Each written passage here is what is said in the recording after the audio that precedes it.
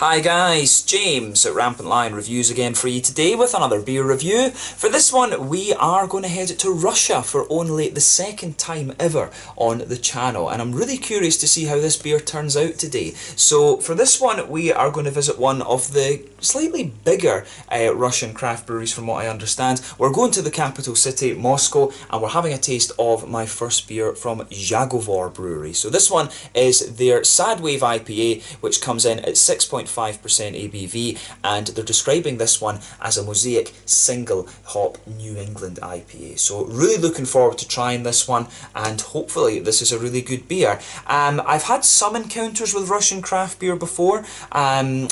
A few years ago, 2016, Malmö Brewing Company had a Russian beer festival, and there was something like 20 different Russian breweries came to Malmö and let people taste the beer. And the standard of craft beer that you have there is really, really pretty damn good. But unfortunately, it's very difficult to get for us in Europe because I think, Russia just doesn't have any trade deals with the EU or anything like this, and I think that's the big kind of barrier. But also, you're at the point now where a number of breweries are at the size where they can start to export a little bit, and Zagovor are one of the ones who are in that state, thankfully. So hopefully we start to see more Russian beers coming over into Europe, because I know the standard of beer there is very, very good, and I'm really looking forward to trying this one. A big thank you to my friend Hannah, who was in Moscow visiting her friend. She went to the Dogma bottle shop, which is apparently a very, very good place to go if you're in Moscow. I'll put the link to their Facebook page in the description below, and yeah, she bought me this one and another 3 or 4 beers that you'll see me review on the channel over the next couple of weeks. So I hope you enjoy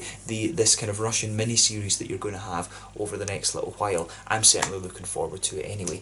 But anyway, as is usual with my reviews then, I'll tell you a little bit about the brewery before we taste the beer. If you want to get straight to the tasting, just fast forward. All the usual links are in the description below. That's the brewery website, the link to my other reviews that hopefully I can do in the future from Zagovor Brewery. Very first time I'm trying one of their beers. You will see another one in the few weeks, and hopefully I can do more beyond that. There's all the usual social media. If you want to see more beer reviews, do please consider subscribing to the channel. The whole channel, of course, has a geography-based tagging system, so you can go into the homepage and search for beer based on country, city, state, county, prefecture, whatever it is you're interested in. Do check out the playlists of beers from different countries. There is one there for all the Russian beers that I've reviewed for you. That's being added to whenever I get the opportunity. And as always, please do get in touch and let me know some of the other beers and breweries that you guys would like to see me review. It's always great to hear from you guys that are watching the videos, and the support that you show the channel is hugely, hugely appreciated. So anyway, to tell you a little bit about Zagovor Brewery then, on to my brewery notes. So Zagovor Brewery was founded back in 2014, and it can be found in Moscow, the capital city. But apparently a lot of breweries in Russia kind of started up after the Russian ruble collapsed back in 2014, and this meant that the imported beers became very, very expensive. So a lot of Russians started experimenting themselves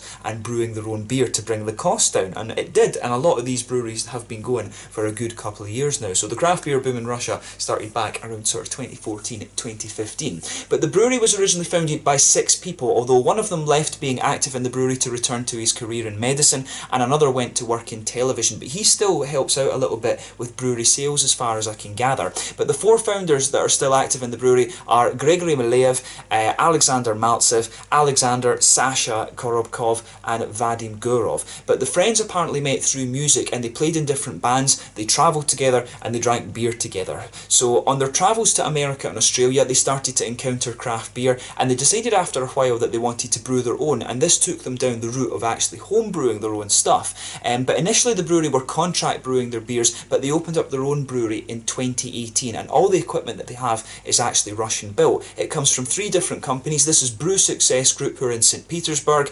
Nomas in Mias, and then the Pint Craft from Voronezh, if I'm pronouncing that correctly. But Sasha Korobkov is the head brewer, and they started off brewing 180 hectolitres per month, and they now have a capacity to brew 300 hectolitres per month. As of September 2019, according to Untappd, these guys have produced 130 different types of beer, and they also have an association with the Rule Tap Room, which I believe one of the owners actually owns that, and Dogma Bottle Shop as well, which is where this beer was bought, and that's somewhere that I really do hope that I can visit at some point in the future. The name of the brewery, the Zagovor, that translates into English as conspiracy. So the name of this brewery is literally the Conspiracy Brewery. And I'm not quite sure what the the motive behind the name was. It was actually very difficult to find information on this brewery because you're having to translate the Cyrillic and put it into Google News and all of this kind of thing to try and find things. So it was a bit of a pain to try and get all the news on this, but I did find some really good Russian websites that it's like craft beer blogs. So hopefully that makes my next Russian reviews a little bit easier and things. But yeah, really cool to come across this brewery. I've been noticing that they've been doing a few collabs recently. They did one with Amundsen Brewery from Norway, so hopefully they do a few collaborations with some of the Swedish breweries at some point too. But yeah, that's all you really need to know about Zagovor for the moment. I do suspect that this is one of the breweries that we'll start to see more of in Europe, so yeah, keep your eyes out for these guys. So the actual name itself, the Sad Wave IPA, it's named after a kind of music magazine who review music and all of these kind of things, and of course with the guys having been involved in the music scene in Russia, I'm sure they've still got quite a few connections in there, so it's named after a Russian kind of magazine blogging sort of thing, which is pretty cool. So yeah, let's get on and actually have a taste of this beer then. I'll just let you have a little look at the artwork of this one before we open it up. I have to compliment them on their artwork actually. I do like that kind of comic book style that it has. It looks really, really nice. There you can see at the top there is the Zagovor Brewery symbol. Quite nice. I think here it tells you a little bit on the side. That's just telling you about the what Sad Wave is and the fact that it's kind of a Russian music magazine and things like that. But yeah, there you can see the Zagovor symbol a little bit more clearly. But really quite nice, yeah. Nicely presented beer, this one. It says it's best before the the date of canning, sorry, is the 16th of August 2019. So I'm drinking this one when it's about 3 weeks old, so it should be in really quite nice condition at the moment. So without further ado, let's get this guy out and we'll get on with the tasting. Incidentally, this one is a half-litre can, so yeah, see if I can get this open. Yeah, nice little bit of smoke on the opening. Incidentally, this is the first ever IPA, I think. No, is that a lie? Might not, I don't know. This is the first New England IPA, definitely, that I've ever had from Russia. I can't remember if it's the first IPA. I would suspect that I would have drunk some West Coast IPAs at that Russian beer festival, but they did have some really, really nice imperial stouts and things like that too. I'd love to go and actually just go to a Russian beer festival. Russia's a country that's always fascinated me. My history teacher at school absolutely loved Russian history, so we learned all about the 1917 revolutions, the Cold War, Russia and the First World War and the Tsars and stuff like this. We learned a hell of a lot about Russia. It's a fascinating country actually. But yeah, as you can see with this one, it's poured a lovely bright yellow colour, this one. If I hold it up to the light, not even a hint of orange, definitely a more yellow New England IPA, this one. You can see there's a solid quarter finger of a frothy, I would say perfect white head. One or two big bubbles sticking towards the side of the glass. There was quite a few sticking to the glass, I think, but I rinsed it out before actually tasting the beer, so there was a few big bubbles sticking towards the side of the glass there, but it's calmed down a little bit now and it looks very smooth. The colour of this one is just like pineapple juice or peach juice or something like this. But overall, it looks pretty nice. Nothing surprising about this beer in terms of its appearance. Like I say, a single hop mosaic IPA at 6.5%, this one. Yeah, so let's look at the aroma and just see how we get on. Oh yeah, that's nice. Oh yeah, this is going to be a good beer, I'm pretty sure about that. So, aroma-wise, straight away you're going to notice the wheat coming out of the malt base in this one. This is one of the New England IPAs where the wheat is just that little bit more prominent. You can really smell that almost pungent astringency thing coming out of the wheat there. The wheat in this beer is really noticeable. It's quite sharp. You've got a nice little bit of an oaty creaminess in there as well. Definitely some sort of biscuity sweetness in the malt base too. I wouldn't be surprised if they've maybe used a little bit of like Pilsner malt or Carapils or something like that in here. But definitely quite a prominent wheat quality to the malt base. Yeah, definitely a big wheaty quality to the malt base. The more you smell of it, your nose kind of saturates to that wheaty quality and you start to get more of the smoother kind of oaty notes out of the beer. But definitely a little bit of biscuit in there. It actually has a little bit of that it does have a little hint of that almost farmhousey quality that you would expect of, you know, like heady topper and things like that. It definitely has a little bit of that farmhousey New England type quality to it, which is quite nice. So yeah, really nice balance in the malty, adjuncty side of this beer. Because, you know, oats technically, I think you have to technically say oats are an adjunct when it comes to beers rather than part of the malt base. But yeah, on the hoppy side of things then, on the green side of the hops, I would say this beer is definitely more floral and aromatic rather than piney or anything like that. There's a little bit of a grassy quality there. You can pick up a little hint of earthiness. Mosaic will always give you just a little hint of earthiness, and you can pick that up in this beer. But the green side of the hops for me is definitely quite floral, and that suits, having that little bit of floral spice to it, suits the wheaty side of the aroma as well. On the fruity side of things, this one's really nice. I mean, there's definitely, to me, there's a little bit of a kind of pineapple-y quality in there, but a lot of juicy, sort of tangerine-y oranges. I want to say there's a little bit of an almost peachy quality coming out of this one too. Now, normally, Mosaic will give you a juicy tangerine orange, a little bit of kind of pineapple-y notes as well, and sometimes you can get a bit of blueberry out of it. But I always find that that comes out a bit more in the flavour than the aroma, but in this case, you can pick out just a little bit of a juicy, slightly berryish note to this one at the front, at the front end of the nose, if you like. But yeah, that smells really, really nice, this beer. It leans definitely, like I say, if I compare this to other New England IPAs, a little bit more prominent on the wheat, good floral spicy note, and the fruits come across as having a little bit of pungency but a bit juicier later on in the aroma. So it kind of has everything that you would expect from a New England IPA. So let's not leave it any longer. I want to have a taste of this one and see how we get on. This one is the Sad Wave IPA, a Mosaic single hop New England IPA at 6.5% from Zagovor Brewery in Moscow in Russia. A huge thank you again to Hannah for picking this one up, and a big shout out to the guys at Dogma Bottle Shop in Moscow as well. Let's get stuck in. Slanje, skål, na zdraví.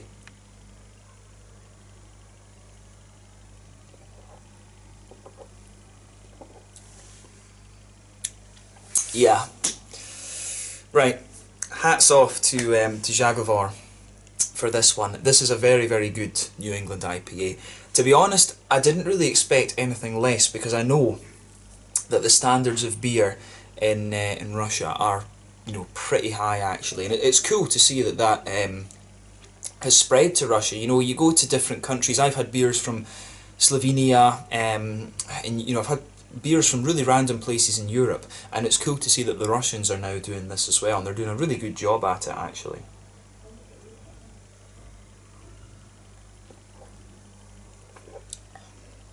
But yeah, that's an awesome New England IPA.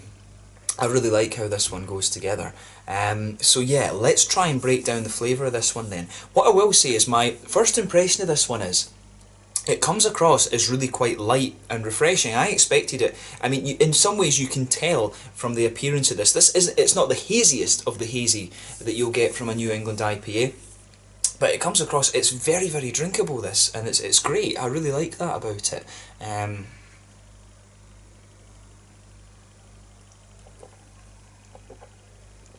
Yeah, it's got a really nice mouthfeel to it, this one, but we'll talk about that a little bit later on. So yeah, let's try and break down the flavour of this one then. So straight away, in the middle of your palate, you're going to notice that pale malty, white bready quality, that blankets the middle of your tongue. The wheat isn't actually as prominent in the flavour as you might have expected. You can definitely get that nice, smooth wheaty quality there. You can feel a little bit of it, the kind of astringency pushing its way out later on into the aftertaste, but really the wheaty side of this beer is quite smooth. That's not what I expected from the aroma. I thought the wheat was going to have a good little bit of kind of pungency in the flavour of this beer, but they've got it really quite nice. This beer does taste quite a bit different from what you would expect from the aroma.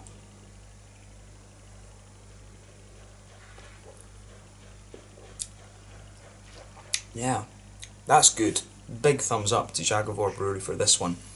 So, the more that you drink of this beer, you're going to notice the kind of creamy, oaty qualities pushing their way out in the middle of the palate. This beer, quite a few New England IPAs, you'll drink them, they'll come in smooth, and then the middle of your palate will thicken up. This one doesn't really do that. This one's just, it's very, very smooth, and then you start to get a bit more of a kind of sweeter quality out of it, and the wheat starts to push its way out as well. So if you move a little bit further forward on the palate, those kind of astringent notes from the wheat, they do start to push their way out the more that your palate adjusts to this one. Like I say, you've got that creamy oaty quality just a little bit in from the edges of your tongue, and then in the very centre of your palate there's a sort of biscuity sweetness to this one. It really reminds me of McVitie's digestive biscuits. Trying to put that in a context that the Russians might pick up on. I don't know. I mean, we don't. As I say, we don't get many Russian goods and things like that. But it's a very sort of cookie, biscuity quality that comes out of this this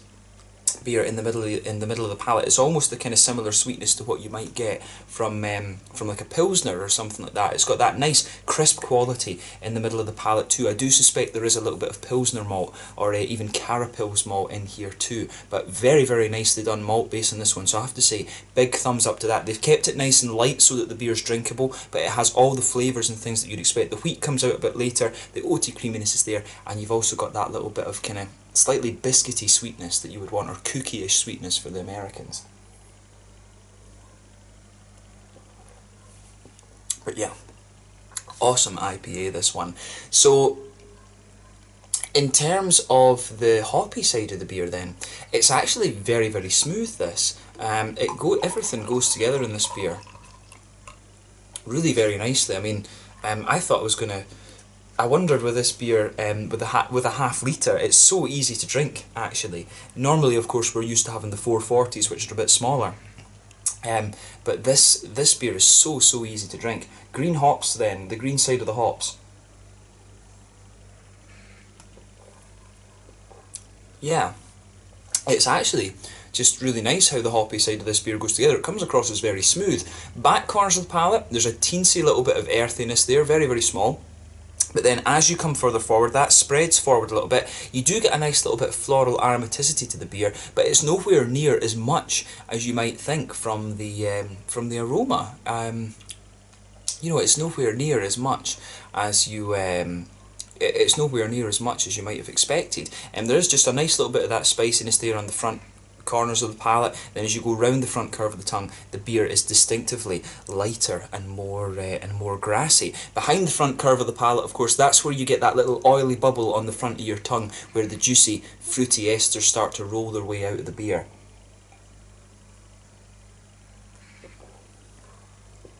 So for me, again, this one's kind of what you would expect. It's very much on the front part of your palate, a lot of kind of juicy tangerine oranges, maybe a little touch of a pineapple note there, but really to me this beer very much leans towards that nice juicy tangerine orangey quality. Almost if you go to the very front tip of your tongue, at the very centre, you get this little blueberry quality pushing its way out of the beer, and it's really nice how that all goes together. I really like the way that all these flavours kind of merge together. This is a really nice, easy drinking IPA, and I get the impression that this one is that's what it's intended to be. It's intended to be a nice, easy drinking, sessionable IPA. Somehow, I've got a couple of Russian friends. Somehow, knowing what my Russian friends are like, I'd be very surprised if the session IPA that as we know it exists in Russia. Do let me know in the comments section below if I'm talking rubbish. But you know, it's 6.5%. This is kind of a standard IPA for you know, Europeans and Americans. But I've got a feeling that this might well be. This might be a sort of session IPA for the Russians. They do like a little bit of a higher alcohol content over there, and I've experienced that firsthand a couple of times. But you know, it's really nice how all of these flavours go together. It's a very, very nice, easy drinking beer, this one. So I think this one to the Russians might be a sessionable IPA, and I guess that's maybe why the mouthfeel is as it is. So as I said, the mouthfeel with this beer is really interesting. So let's talk about that a little bit more. The first thing that came into my head with this beer is that this is a really nice, clean, wet feeling New England IPA. Quite a lot of them can be very, very creamy, but this one has all the flavour you'd expect, but definitely a little bit wetter in terms of its flavour. So overall, I would actually, I would say this beer is at the bottom end of mid-bodied. The carbonation is really quite smooth, but at the same time it does have a little bit of crispness actually. The mouthfeel overall is quite wet in this one. which is really interesting for a New England IPA. It really has that almost... It feels very clean. I've always described like Norwegian beers, Icelandic beers, Scottish and Irish beers as feeling very clean because of the quality of water that we have. You notice it with some of the Swedish things too, but this beer really has that as well, which is interesting because this brewery, from what I understand, are from they're from an industrial part of Moscow, and it's a big city, so they've obviously got a very good water quality. Whether they treat it or not, I don't know. But this beer really does have that same cleanliness that you'd get from some of the Norwegian, Icelandic, Scottish, Irish beers, which is great. I would say the malt base in this one is really quite smooth. It does get a little bit sweeter the further you go into the aftertaste too. Some nice hoppy notes to the beer. I would think you're only talking about 30 IBUs with this beer, if you're lucky, to be honest with you. I think it is about 30 IBUs. In terms of the fruitiness too, it's really nice and very juicy. I really like how everything goes together in this one.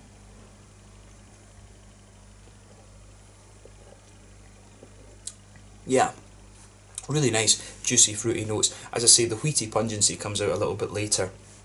But yeah, a very clean, easy drinking New England IPA, this one. This one kind of suits me down to the ground. I love the New England IPAs. Sometimes I can find them a little bit thick, but I think they've managed to balance this one out really nicely. This beer just hits a lot of spots for me. I'm a big fan of the kind of more orangey leaning New England IPAs, so this one really kind of suits me down to the ground. Now, orangey West Coast IPAs as well, pretty much if there's orange in IPAs, I'm there. But this is a lovely beer, this one, and it's one that you definitely should check out if you get the chance. Hopefully this is one that starts to make its way out into Europe a little bit more. But massive thumbs up to Zagovor Brewery for this. I think they've done an awesome job, and I really hope that we see more of these guys and other Russian breweries throughout Europe. This kind of proves to you the standard of Russian craft beer is pretty damn good. So yeah, hopefully we see more. But let's leave it at that then. Once again, thank you for watching my beer reviews. Until the next time, please like, subscribe, share, all the usual YouTube stuff. Let me know your own thoughts on this beer in the comments section below. Let me know what your favourite beers are from the Zagovor Brewery as well. It's very cool to be able to review a couple of Russian beers for you here on the channel, something quite unusual for us.